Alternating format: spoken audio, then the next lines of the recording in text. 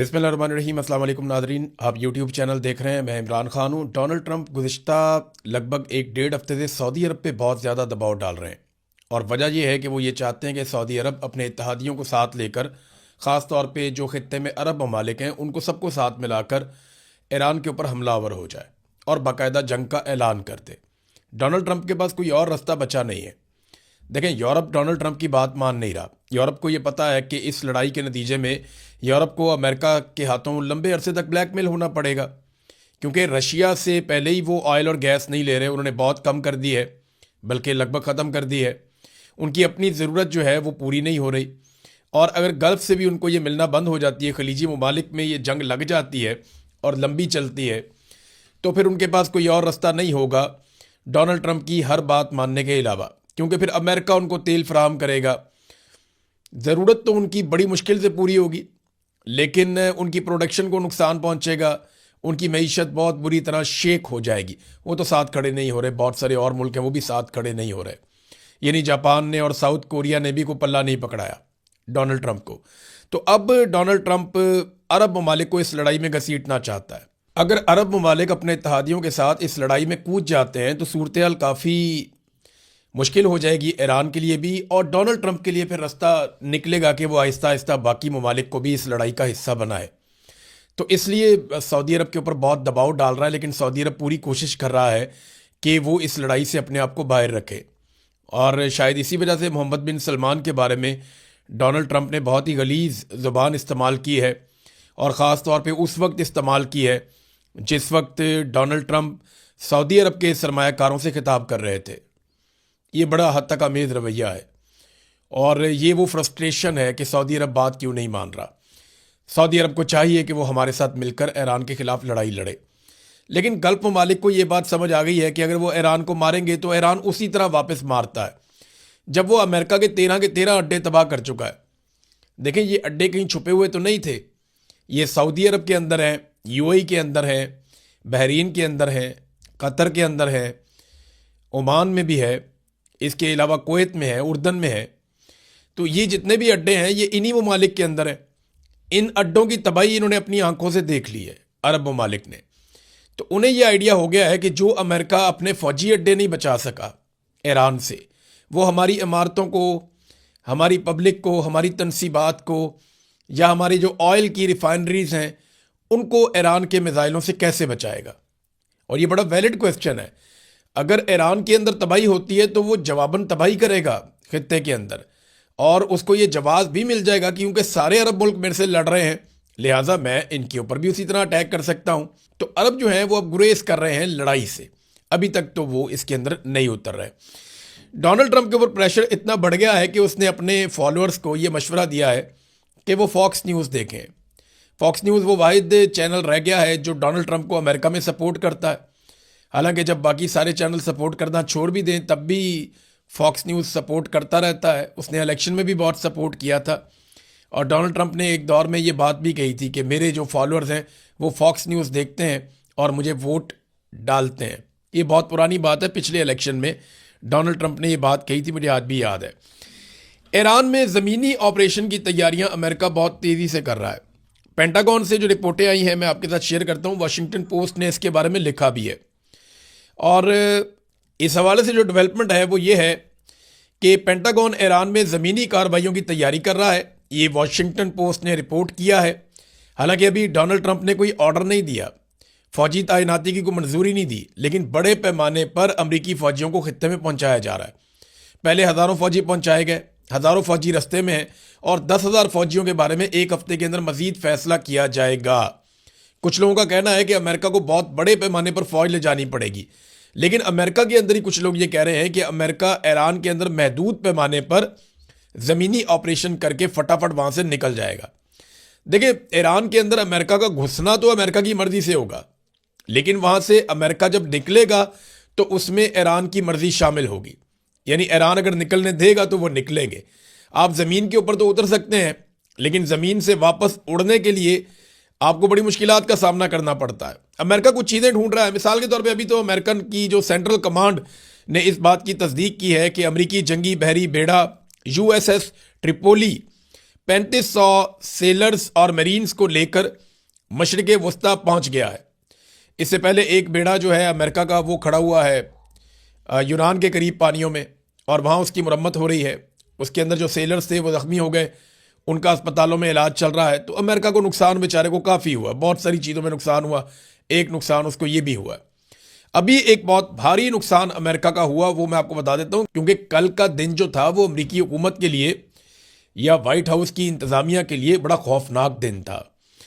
कल के दिन में बहुत बड़ी कार्रवाइयाँ होगी। एक तो अमेरिका के अंदर नो किंग्स मूवमेंट चल रही है, और उसमें कल पूरे अमेरिका में बहुत बड़े पैमाने पर एहतजाजी मुजाहरे हुए। अमेरिका की हर स्टेट के अंदर अमेरिकन बाहर निकल आए, और देखें कैसा मुल्क है कि वहाँ पे कोई जबरी तौर पे लापता नहीं हुए लोग। वहाँ की फ़ौज ने चादर और चार दीवारी का तकद्दुस पामाल नहीं किया, लोगों को गैर कानूनी तौर पे गिरफ्तार नहीं किया गया, लोगों के घरों में छापे नहीं मारे गए, लोगों की इमलाक को नुकसान नहीं पहुँचाया गया, उनकी गाड़ियाँ नहीं तोड़ी गई, ख़वातीन को सड़कों पर नहीं घसीटा गया, बच्चों को हरासा नहीं किया गया। ये चीज़ें अमेरिका में नहीं, पाकिस्तान में की हैं। पाकिस्तान की फ़ौज ने और पाकिस्तान के इदारों ने मिलकर आसिम मुनीर साहब के इशारे पे ये सब कुछ किया पाकिस्तान में, लेकिन अमेरिका में ऐसा कुछ नहीं किया गया। हालांकि डोनाल्ड ट्रंप की हुकूमत है, वो दुनिया में जहां दिल करता है जो मर्जी करता है, लेकिन अपने मुल्क में नहीं कर पाता। वो अपने मुल्क में वो जमहूरियत है, वहां पे आज़ादी इज़हार राय है वहां पे। तो वहां पे बड़े पैमाने पे लोग निकले और बड़ा दबाव है डोनाल्ड ट्रंप पे और मौजूदा हुकूमत के ऊपर कि वो मिड टर्म इलेक्शन भी नहीं जीत सकती और दोबारा उनका इक़्तिदार में रहने का कोई इम्कान भी नहीं है, और इनके साथ होगी भी बहुत बुरी जब ये इक़्तिदार से निकलेंगे। ये उन्हें दिखाई दे रहा है, डोनाल्ड ट्रंप अपने मुंह से कह चुका है। अब सऊदी अरब के अंदर एक बहुत बड़ा नुकसान भी हुआ डोनाल्ड ट्रंप का, अमेरिका का। मैं आपको कह रहा हूं ना कि ये जो 28 तारीख थी बड़ी खौफनाक थी अमेरिका के लिए। इससे पहले मैं रिपोर्ट कर चुका हूं, लेकिन पहले इतना अंदाजा नहीं था कि इतना बड़ा नुकसान हुआ होगा। प्रिंस सुल्तान एयरबेस के ऊपर जो हमला हुआ है उसमें $1 अरब से ज्यादा मालियत का एक अमरीकी कमांड तैयारा तबाह हो गया है, और इसके अलावा 3 वो तैयारे तबाह हो गए हैं जो रीफ्यूलिंग करते हैं, और वो भी बड़े कीमती तैयारे हैं। यानी जो तैयारा तबाह हुआ, मेन तैयारा E3 एवॉक्स तैयारा जो तबाह हुआ, ये लड़ाई में बहुत मदद करता है, पूरा जो फ़िज़ाई ऑपरेशन है उसमें मदद करता है अमेरिकन एयरफोर्स की, और ये आगाह करता है किसी भी हमले के हवाले से, किसी भी मिसाइल के हवाले से। तो ये बड़ा कमाल और बड़ा एक्सीलेंट किस्म का तैयारा है जिसको तबाह कर दिया, और इस तैयारे के बिल्कुल मिड में आके इसराइली ड्रोन था या मिसाइल था, वो बिल्कुल आके इसके पेट में लगा, बीच में से तैयारा ही दो कर दिया। और अब इसकी ईरान ने वीडियो भी जारी कर दी है, तस्वीर भी जारी कर दी है। उसके अंदर अगर आप देखें तो ये तैयारा तो रिपेयरेबल ही नहीं है, बिल्कुल ही मुकम्मल तौर पे तबाह बर्बाद करके कचरा बना दिया तैयारे को। अब वो स्क्रैप में बिक सकता है और कुछ नहीं हो सकता इस तैयारे का। तो एक तो ये अमरीकी तैयारा बिल्कुल ही बर्बाद कर दिया। इसके अलावा 3 दीगर तैयारे अमेरिका के जिनकी मालियत 80 मिलियन अमरीकी डॉलर्स है, वो 3 तैयारे भी तबाह कर दिए। और वहाँ पे अमरीकी फ़ौजी भी बहुत बड़े पैमाने पे थे, वो ज़ख्मी भी हुए हैं। अब अमरीकी फ़ौजी हलाक हुए या नहीं हुए इस हवाले से अभी तक कोई इतला नहीं है। तो अमेरिका के पास जो है वो अब तैयारों की कमी होती जा रही है, एक एक करके उनके तैयारे गिरते जा रहे हैं और ज़मीन के ऊपर भी तबाह होते जा रहे हैं। तो 4 आप ये शामिल कर लें, 16 पहले ब्लूमबर्ग ने बताए हुए थे, एक थोड़े दिन पहले ईरान ने बताया था, तो ये तो कोई 2 दर्जन के करीब नंबर पहुंचने वाले हैं। अमेरिकन तैयारों के गिरने की रफ्तार इंडियन तैयारों के गिरने की रफ्तार से भी शायद ज़्यादा बनती जा रही है, और हैरत अंगेज तौर पे वो मुल्क अमरीकी तैयारों को तबाह कर रहा है जिसकी अपनी कोई प्रॉपर एयरफोर्स ही नहीं है। यानी ईरान के पास तो कोई प्रॉपर एयरफोर्स नहीं है। अगर रशिया से लड़ते जिनके पास अपनी एयरफोर्स है, या चाइना से लड़ते जिनके पास अपनी एयरफोर्स है, तो फिर सोचिए कि आप कितना नुकसान होता अमेरिका को, ये आप इमेजिन कर सकते हैं। नादरीन, रूस ने इस वक्त एक बड़ा कदम उठाया। देखें, रशिया पैसा तो कमा सकता है तेल बेच के, और उसने पहले कमाया भी है पैसा, और वो आइंदा भी पैसा कमाएगा। तेल और गैस के ज़खायर तो उसके पास ही रहेंगे ना, उन पे तो कोई कब्जा करने नहीं जा रहा। लेकिन इस वक्त अमेरिका पे शदीद दबाव है आलमी सतह पे बढ़ती हुई पेट्रोलियम मसनूआत की कीमतों का। तो अमेरिका ने रशिया के ऊपर से पाबंदियां उठवा दी कि जनाब रूस अपना तेल बेच ले। हत्ता कि ईरान भी अपना तेल बेचे तो अमेरिकन चुप रहते हैं कि ठीक है, बेचने तो उनको तेल, आलमी मंडी के अंदर कीमत तो मुनासिब रहेगी। लेकिन अब रशिया ने बड़ी कार्रवाई कर दी। रूस ने ऐलान कर दिया कि वो 1 अप्रैल से लेकर 31 जुलाई तक, यानी 4 महीने तक वो पेट्रोल नहीं बेचेगा, गैसोलीन नहीं बेचने जा रहा दुनिया को। अब इससे क्या होगा, ये और प्रेशर बढ़ेगा, यूरोप के ऊपर प्रेशर बढ़ेगा, जो मशरिक़ वस्ता है इसके ऊपर प्रेशर बढ़ेगा, अफ्रीका पे बढ़ेगा और साउथ एशिया पे बहुत प्रेशर बढ़ेगा। तो ये जो ऐलान किया है रशिया ने, इससे यूरोप की और बाकी ममालिक की परेशानी बहुत बढ़ेगी और डोनाल्ड ट्रंप के ऊपर दबाव आएगा कि जल्द अज जल्द इस मामले को ख़त्म किया जाए। तो ट्रंप को हर तरफ से लपेट दिया गया है, हर तरफ से, और अब फ्रस्ट्रेशन ट्रंप के बयानात में नज़र आना शुरू हो गई है। यहाँ पे एक खबर और आई है और ये इसहाक डार साहब ने दावा किया और इसहाक डार साहब ने एक ट्वीट भी किया। उन्होंने बताया जी कि पाकिस्तान के झंडों के साथ 20 टैंकर जो हैं वो ऑयल के वो गुजरेंगे और ईरान ने इजाज़त दे दी है। इसको बड़े अच्छे जेस्चर के तौर पे उन्होंने देखा है कि ये कॉन्फिडेंस बिल्डिंग मेजर्स हो रहे हैं और ये सारा कुछ डोनाल्ड ट्रंप ने उसको उठा के अपने अकाउंट से पोस्ट कर दिया। अब डोनाल्ड ट्रंप की बेचारे की ये सूरत हाल हो गई है कि इसहाक डार जैसे पाकिस्तान में कोई मुंह नहीं लगाता, डोनाल्ड ट्रंप उसका स्टेटमेंट उठा के रीपोस्ट कर देता है। ये डोनाल्ड ट्रंप की सूरत हाल बन चुकी है। उसको सिर्फ इतना पता हो ना कि ये आदमी पाकिस्तान में क्या है और इसकी पाकिस्तान में क्या हैसियत है, तो डोनाल्ड ट्रंप को अंदाज़ा हो जाए कि वो बेचारा किस हद तक परेशान हो गया। और पाकिस्तानियों को तो बड़े आराम से आइडिया हो जाएगा कि अगर इसहाक डार जैसे आदमी की तौसीक करनी पड़ रही है डोनाल्ड ट्रंप को, तो डोनाल्ड ट्रंप की बेचारे की अपनी क्या हालत होगी। अब ये जो 20 टैंकर्स हैं, क्या ये पाकिस्तानियों को मिलेंगे या ये बाकी दुनिया को मिलेंगे या ये अमेरिका को मिलेंगे? इसका जवाब इसहाक डार ने नहीं दिया। ये सवाल इसहाक डार से और हुकूमत से पूछा जाएगा और मुझे उम्मीद है कि हुकूमत इसका कोई ना कोई जवाब देगी। अगर तो ये पेट्रोल पाकिस्तानियों के लिए आ रहा है तो पाकिस्तान में तो बहरान होना नहीं चाहिए कि सस्ता पेट्रोल पाकिस्तान को मिल रहा है। पाकिस्तान तो ईरान से भी सस्ता पेट्रोल ले सकता है। ईरान तो हमेशा से कहता रहा कि हमसे आप पेट्रोल खरीद लें, हम आपको सस्ता पेट्रोल दे देते हैं, लेकिन पाकिस्तान अमेरिका से डरता रहा है। अब जब पाबंदियां खुली हैं, पाकिस्तान को मौके से फ़ायदा उठाना चाहिए। देखें ना, पाकिस्तान के अंदर PSL हो रही है, इंडिया के अंदर IPL हो रही है। मैंने दोनों के मुनाज़रे निकाल कर देखे तो पाकिस्तान में स्टैंड्स खाली पड़े हैं कि जनाब हमने PSL करवानी है, सिर्फ अपने चंद VIPs को ला के उनको मौजे करवा देते हैं और अवाम के लिए PSL के दरवाजे बंद किए हुए हैं कि अवाम क्रिकेट देखने नहीं आ सकते। रीज़न ये नहीं है कि पेट्रोल ये बचा रहे हैं। पेट्रोल बचाना होता तो ये 50-50 गाड़ियों के काफिलों में ट्रैवल करते। इन्होंने पैसा बचाना होता तो ये अय्याशी वाले 11-11 अरब के जहाज़ खरीदते।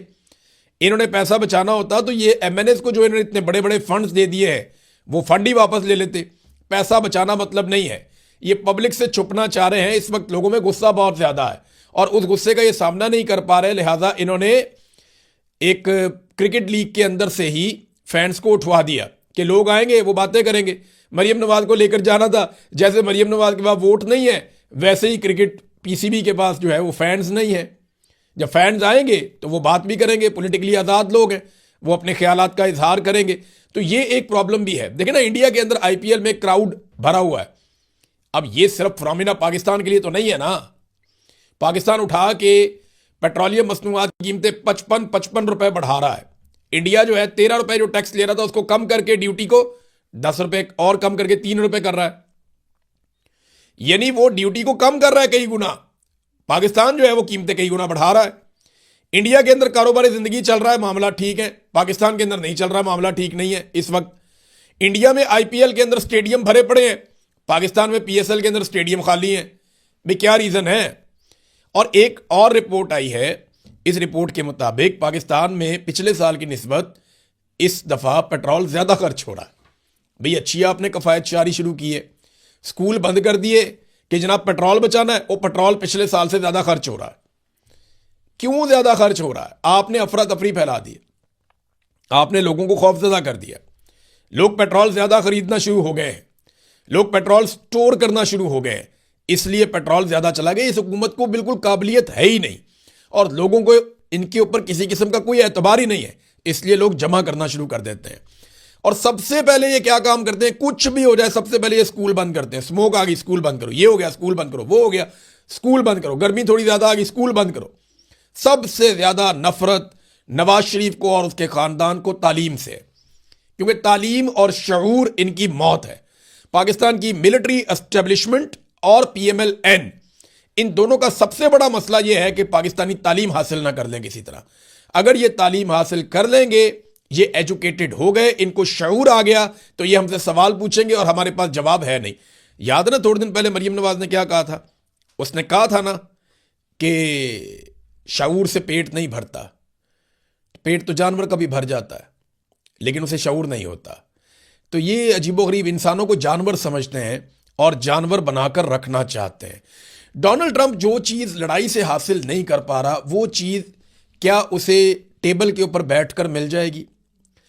डोनाल्ड ट्रंप के 15 मुतालबात को मैंने आपको पढ़ के सुनाया था। मैंने बड़े गौर से पढ़े और उसके ऊपर मैंने गौर किया कि लड़ाई के मैदान में आप जो चीज़ हासिल ना कर पा रहे हो ना, वो आपको टेबल टॉक में नहीं मिलती।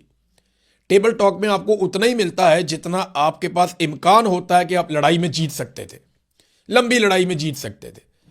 या आपका इत्तेहाद इतना बड़ा होता है कि आप कहते हैं हम दबाव बढ़ा के, जितना आप दबाव डाल लें। लड़ाई में डोनाल्ड ट्रंप दबाव डाल नहीं सका। तो जब दबाव नहीं डाल सका तो फिर वो किस तरीके से इतने बड़े बड़े मुतालबात मनवाएगा? और दबाव डालने के लिए दीगर ममालिक अभी तक डोनाल्ड ट्रंप को मैसर नहीं है। फिर भी वो अपनी फौज इस बहाने पहुंचा रहा है कि कुछ भी करके, कोई फॉल्स फ्लैग करके, सबको इकट्ठा करके ईरान के ऊपर अटैक किया जा सके। बहरीन में काम उल्टा हो गया। जो रजीम तब्दील करना था ईरान के अंदर, इस वक्त मुजाहरे कहाँ हो रहे हैं? अमेरिका के अंदर। मुजाहरे कहाँ हो रहे हैं? इसराइल के अंदर। इसराइल में बहुत बड़े पैमाने पर लोग निकल आए, लड़ाई शुरू हो गई, पुलिस के साथ झड़पें शुरू हो गई। वो लोग कहते हैं जी हमने यहां पे रजीम तब्दील करना, हम नेतन्याहू को नहीं मानते। तो नेतन्याहू ने ईरान का रजीम तब्दील करना था, उसका अपना रजीम खतरे में पड़ गया वहां पे। और अमेरिकन रिपोर्ट कह रही है कि ये बंदा जेल में ही जाएगा जंग के बाद, जो सूरत हाल बन रही है। बहरीन के अंदर जहां से अमेरिका हमले करता था ईरान के ऊपर, वहां पे बहुत बड़े बड़े मुजाहरे हो रहे हैं। वहां पे आवाम सड़कों पे निकल आई है और वो मुखालफत कर रही है बहरीन की हुकूमत की पॉलिसी की। वो ये कह रहे हैं कि अमेरिका और इसराइल की लड़ाई से अपने आप को अलग करो और जो अमेरिकी अड्डे हैं वो यहां से निकालो। वो ईरान की हमायत कर रहे हैं। अब पाकिस्तान के अंदर भी यही सूरत हाल है। पाकिस्तान में भी ईरान की हमायत ज्यादा है। बाकी जो अरब ममालिक हैं, वहां पे जब आप मुकाबला करते हैं ना ईरान का मुसलमान मुल्कों के साथ, तो शायद ईरान की हमायत कम होगी। लेकिन जब आप मुवाजना करते हैं ईरान का इसराइल और अमेरिका के साथ, तो सबकी हमायत ईरान के साथ ऑटोमेटिकली चली जाती है।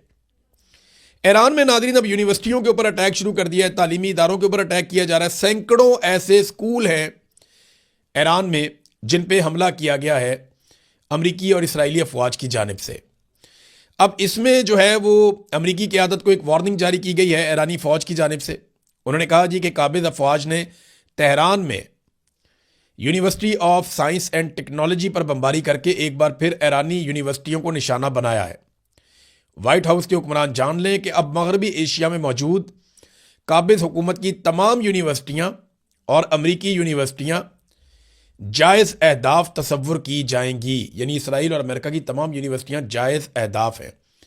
जब तक कि तबाहशुदा ईरानी यूनिवर्सिटियों के बदले में उनकी 2 यूनिवर्सिटियों को जवाबी कार्रवाई का निशाना नहीं बना लिया जाता, हम ये करेंगे। अब अंदाज़ा करें कि ईरान ने जो कुछ उसके साथ हुआ ना, उसका उतना ही उसने जवाब दिया।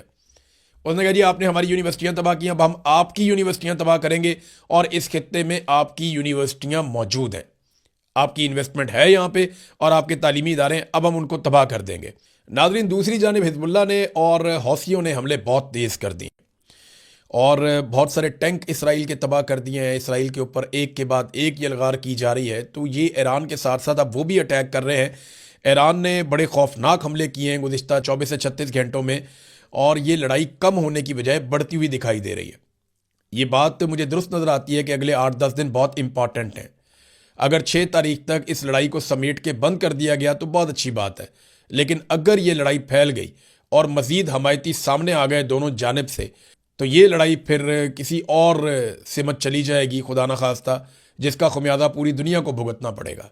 क्योंकि इस वक्त एक और ख़बर ये आई है कि ईरान जो है वो आलमी जौहरी मुआहदे से निकलने पर गौर कर रहा है।